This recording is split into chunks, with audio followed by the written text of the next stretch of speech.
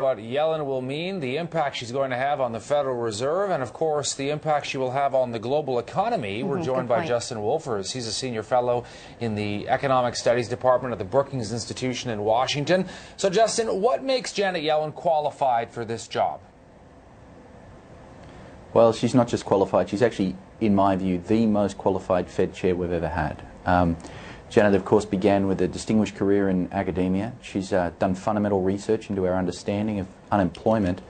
From there, she went into policy circles. She served as chairman of the Council of Economic Advisors for Bill Clinton. She served as a member of the Federal Reserve Board. She was president and CEO of the San Francisco Federal Reserve Board. And most recently, she was vice chair of the Federal Reserve Board. She definitely understands the plumbing of not only the Federal Reserve System, but the entire financial system. Okay, and so now that she's potentially walking into this job, because at least in 2010 she easily was confirmed, so if that happens again, what will be some of the top priorities or the top things that she needs to deal with right away? Well, I think in Janet's mind, the number one priority is the US still faces mass unemployment, and the Fed can do something to help that. Of course, you've got an enormous quantitative easing program going on right now. A lot of conversation in the United States is about when or if the Fed should pull back. There's another conversation that can and should happen, which is what more could the Fed potentially do. We've got Congress right now doing things to basically wreck the economy, and sometimes it's the Fed's job to lean against that and create good times even when the clowns in Congress are doing whatever they can to mess things up.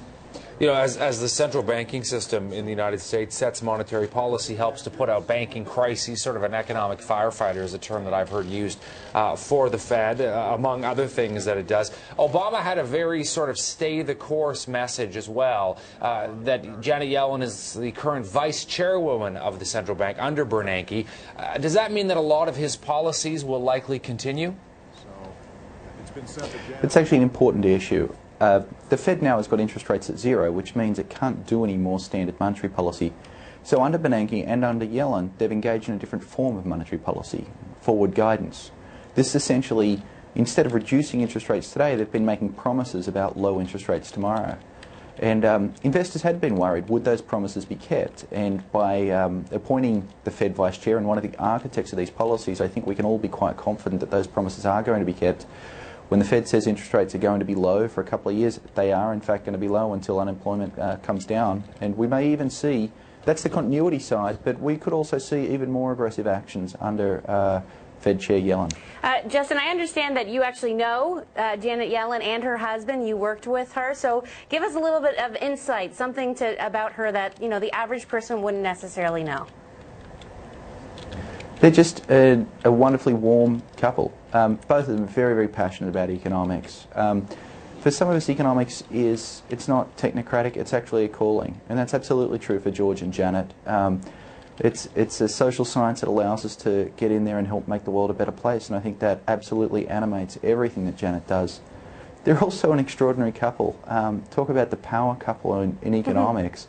She's going to be Fed chair. He's a Nobel laureate. Not bad. Of course, they have one son. Guess what occupation their son Robbie's in? Yeah, he's an economist. Plumbing. He's an economist as well. Justin, just before we go, how important will this be for the global economy as well? Well, I think having the Fed in safe hands is absolutely critical to the global economy. We haven't seen markets respond much to this announcement, and neither they should, and this is something I predicted in advance. The reason is Obama had announced his shortlist, and all of the members of that shortlist were absolutely first-rate, middle, centrist economists. And so when you've got a great menu to choose from, all of them turned out to be good. And in this case, I think he's made an absolutely spectacular choice. And what's been striking is I've not heard a single person, not a single economist, criticize this decision so far. It's a stunningly good decision. Justin Wolfers with the Brookings Institution in Washington. Thanks so much for your time.